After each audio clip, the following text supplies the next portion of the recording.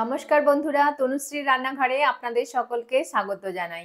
আশা করছি আপনারা সকলে ভালো আছেন, সুস্থ আছেন। যেহেতু সামনেই পৌষ সংক্রান্তি চলে এসছে, আর পৌষ সংক্রান্তি মানেই হচ্ছে বাঙালিদের ঘরে ঘরে পিঠেপুলি উৎসব। আর এই সময় বিভিন্ন ধরনের পিঠের রেসিপি আমরা বানিয়ে থাকি।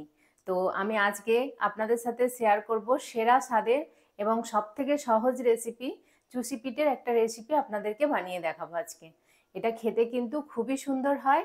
আর যারা পিঠে বানাতে ভয় পান, এটা দেখলে কিন্তু একবারেই তারা খুব সহজেই বানিয়ে ফেলতে পারবেন। সাথে থাকবে কিছু টিপস অ্যান্ড ট্রিক্স, যেটা ফলো করে আপনারা খুব সহজেই এই পিঠেটা বানিয়ে ফেলতে পারবেন। তাহলে চলুন ঝটপট শুরু করে দিই। বন্ধুরা, প্রথমে আমি যে কাজটা করব সেটা হচ্ছে আমি গ্যাসে একটা কড়া বসিয়ে দিয়েছি। তো এখানে আমি জল গরম হবার জন্য বসিয়ে দেবো। আমি এখানে 1 বাটি মতো জল দিয়ে দিচ্ছি। জলটাকে কিন্তু ভালো করে আমি গরম করে নেব প্রথমে। বন্ধুরা, যতক্ষণ জলটা আমার গরম হচ্ছে আমি কি কি উপকরণ নিয়েছি সেটা আপনাদেরকে দেখিয়ে দিই। তো দেখুন, এখানে আমি চালের গুঁড়ি নিয়েছি 1 বাটি। আপনাদের যতটা প্রয়োজন সেই অনুযায়ী চালের গুঁড়িটা নিয়ে নেবেন। এইটাতেই কিন্তু অনেকটা হয়ে যাবে ফুলে যখন আমি জল দিয়ে এটা মাখবো। আর নিয়েছি খেজুরের গুড়, নিয়েছি 4টে এলাচ, আর লাগবে হচ্ছে দুধ। তো তাহলে এবার চলুন, আমি জলটা গরম হয়ে গেছে দেখি।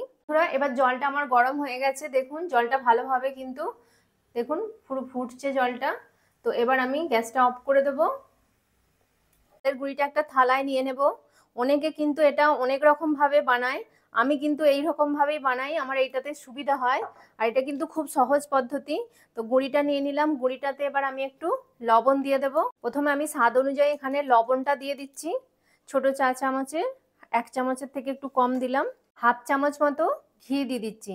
দেখুন, ঘিটা দিয়ে ভালো করে এবার যেমন আমরা ময়দা মাখার সময় যেমন ময়াম দিই, ঠিক সেই রকম ভাবে লবণটাকে আর ঘিটাকে ভালো করে এই গুঁড়িটার সাথে কিন্তু আমি মেখে নেব।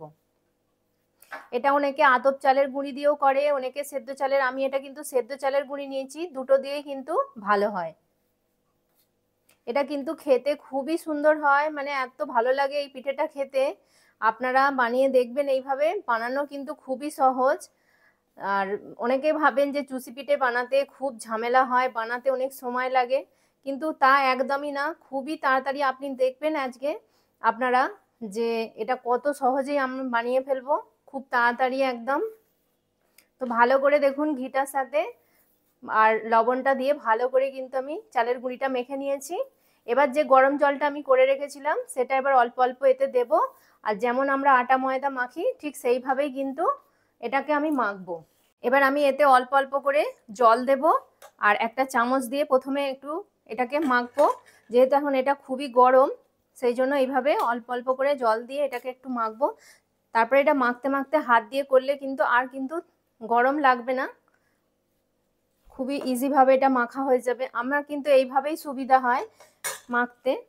তো দেখুন এইভাবে এবার আমি হাত দিয়ে এটাকে মাখবো, একটুও কিন্তু হাতে গরম লাগবে না, খুবই সামান্য মানে তার মতো লাগবে হাতে, ওতে কিন্তু কিছু অসুবিধা হবে না। দেখছেন, আরো একটু জল দেব। গুঁড়িটা দেখছেন অল্প, আমি একটা ছোট বাটির 1 বাটি গুঁড়ি নিয়েছি, কিন্তু এতেই এটা কতটা ফুলে দেখছেন, অনেকটাই হয়ে যাচ্ছে। আর চুষি পিঠে বানাতে গেলে খুব বেশি মানে এই ডোটা লাগে না, অল্প ডোয়েতেই কিন্তু অনেক চুষি পিঠে তৈরি হয়ে যাবে। দেখুন কত সুন্দর এটা মাখা হয়ে যাচ্ছে। বন্ধুরা, ডোটা আমার কিন্তু খুব সুন্দরভাবে মাখা হয়ে গেছে। দেখুন কত সুন্দর এটা মাখা হয়েছে, একদম নরম। এটা কিন্তু নরম করে মাখতে হবে, খুব শক্ত করে মাখলে কিন্তু যখন পিঠেটা তৈরি করবেন একদমই তৈরি করা যাবে না।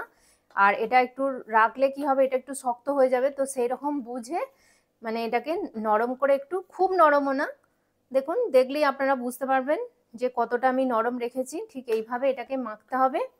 অনেকে কি করে বলুন তো, যে কড়াতে জল মাপ করে, ধরুন 1 বাটি গুঁড়ি নিল, 1 বাটি জল মাপ করে অনেকে করেন, কিন্তু অনেক সময় কি হয় ঠিকঠাক ভাবে কিন্তু জলটা না কুলোলে ডোটা কিন্তু মানে শক্ত হয়ে যেতে পারে, বা বেশি হয়ে গেলে নরম হয়ে যেতে পারে। আর এইভাবে যদি আপনারা মাখেন, আপনারা প্রয়োজন অনুযায়ী জলটা দেবেন আর সেই অনুযায়ী মাখবেন, তাহলে কিন্তু খুব সুবিধা হয়। আপনার ডোটা শক্তও হয়ে যাবে না বা পাতলাও হয়ে যাবে না, তবে আপনাদের যেটা সুবিধা সেই অনুযায়ী করে নেবেন। আর দেখুন আমি এখানে একটা সুতির সাদা কাপড় নিয়েছি, কাপড়টাকে ভিজিয়ে জলটাকে কিন্তু চেপে নিয়েছি, নিয়ে এবার এই সুতির কাপড়টা এই ডোটার ওপরে চাপা দিয়ে দেবো। এতে কি হবে, এই ডোটা কিন্তু শক্ত হবে না, নাহলে কিন্তু ডোটা খুব তাড়াতাড়ি শক্ত হয়ে যাবে, তখন পিঠেটা তৈরি করতে অসুবিধা হবে। তো এটাকে আমি 5 মিনিট মতো একটু রেস্টে রাখবো, তারপর আমি পিঠেগুলো তৈরি করব। বন্ধুরা এবার আমি পিঠেগুলো তৈরি করব, তো তার জন্য এখান থেকে আমি ছোট ছোট করে একটু লেচি কেটে নিচ্ছি। দেখুন এরকম লেচি কেটে নিলাম, নিয়ে আবার এটাকে ভালো করে আর চাপা দিয়ে রাখবো। এটাকে কিন্তু খুলে রাখলে হবে না।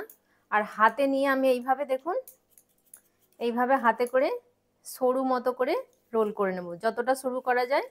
দেখুন এইভাবে সরু সরু করে। এবার এ থেকে আমি ছোট ছোট করে, দেখুন এরকম ছোট ছোট করে টুকরো করে কেটে নেব। আমি এইভাবেই বানাই, এইভাবে বানাতে আমার সুবিধা হয়।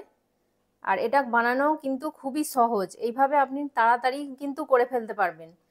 চুষি পিঠে অনেকেই ভাবে যে বানাতে অনেক টাইম লাগে, বেশি মানে সময় লাগে, কিন্তু একদমই না, খুবই ঝটপট হয়ে যায়। আমি যেভাবে বানাচ্ছি এইভাবে একবার বানিয়ে দেখবেন, খুবই কিন্তু তাড়াতাড়ি হয়ে যায়।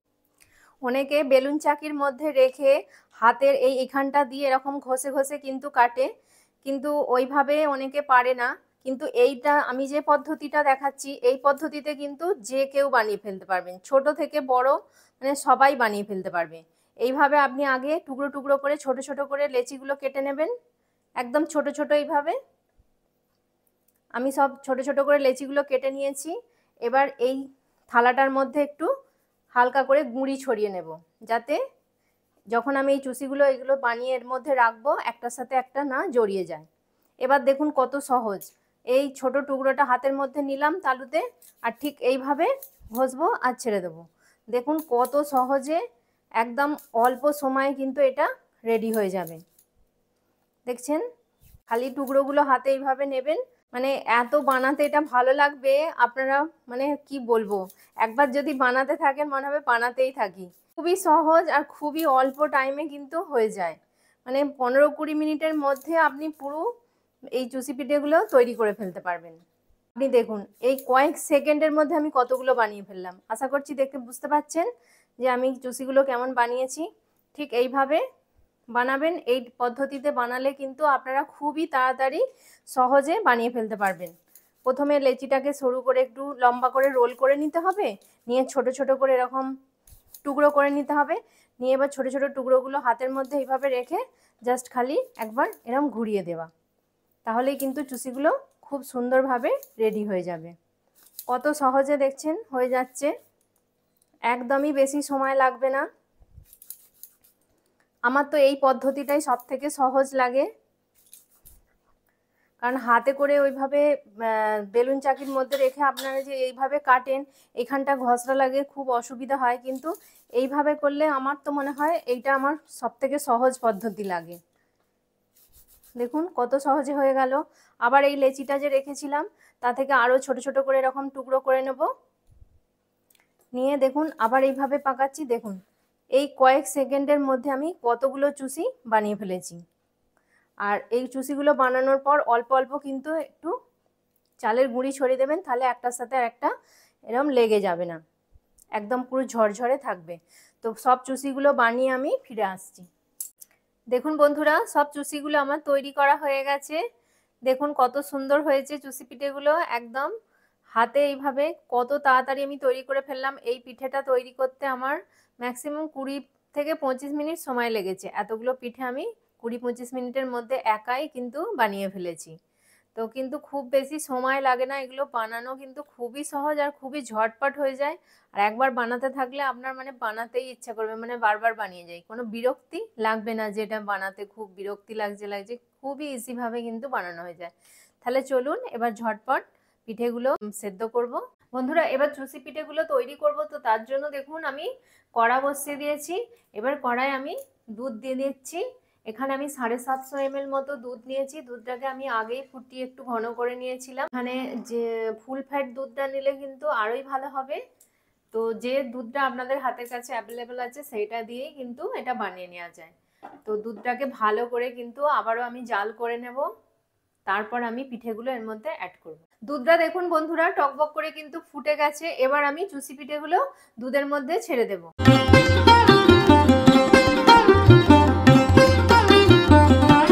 সব পিঠেগুলো দিয়ে আমি একদম হালকা হাতে এটাকে একটু মিশিয়ে দেব। খুব বেশি কিন্তু জোরে জোরে এটাকে করলে হবে না, যেহেতু এখন একদম নরম কাঁচা আছে। তো এটা এবার এইভাবে হবে। আর মাঝে মাঝে আমি হালকা করে খুন্তি দিয়ে খালি এক দুবার নাড়িয়ে দেব। তো এটা টকবক করে ফুটবে আর পিঠেগুলো যখন ওপর দিকে ভেসে উঠবে তখন বুঝতে হবে যে পিঠেগুলো একদম রেডি হয়ে গেছে। তারপর আমি গুড়টা অ্যাড করি। দেখুন বন্ধুরা পিঠেগুলো একদম ওপর দিকে ভেসে উঠেছে, তার মানে পিঠেগুলো একদম পারফেক্ট ভাবে সেদ্ধ হয়ে গেছে। তো এবার আমি গ্যাসের ফ্লেমটাকে একদম লো করে দেব, দিয়ে এবার গুড়টা এর মধ্যে অ্যাড করে দেব। তো আমি এখানে দেখুন 1 বাটি মতো গুড় নিয়েছি, খেজুরের গুড়। তো সেটা আস্তে আস্তে এটাকে এবার এর মধ্যে অ্যাড করে দেব। আমি এখানে যে পরিমাণে বানাচ্ছি তাতে এই এতটা পরিমাণ গুড়, মানে এটা কত হবে, 200 থেকে 250 গ্রাম গুড় হবে। তো এটা দিয়ে দিলাম। আপনারা যেরকম মিষ্টি পছন্দ করেন সেই অনুযায়ী বুঝে গুড়টা অ্যাড করে দেবেন। আর যদি হাতের কাছে খেজুরের গুড় না থাকে তো এটা চিনি দিয়েও কিন্তু বানানো যায়, আপনারা চিনি দিয়েও এটা বানাতে পারেন। তবে খেজুরের গুড়টা দিয়ে বানালে কিন্তু এই শীতকালে খুবই টেস্টি লাগে, একদম খেতে দারুণ। খেজুরের গুড়ের একটা নিজস্ব খুব সুন্দর ফ্লেভার থাকে, তো সেটা এইটার চুষি পিঠাতে কিন্তু খুবই ভালো যায়। এটাকে অনেকে হাতে কাটা সিমুইয়ের পায়েসও বলে থাকেন। তো যা আর দেখুন ভালোভাবে আমি এটাকে মিশিয়ে দিয়েছি। এবার এটাকে একটু জাল করে নেব।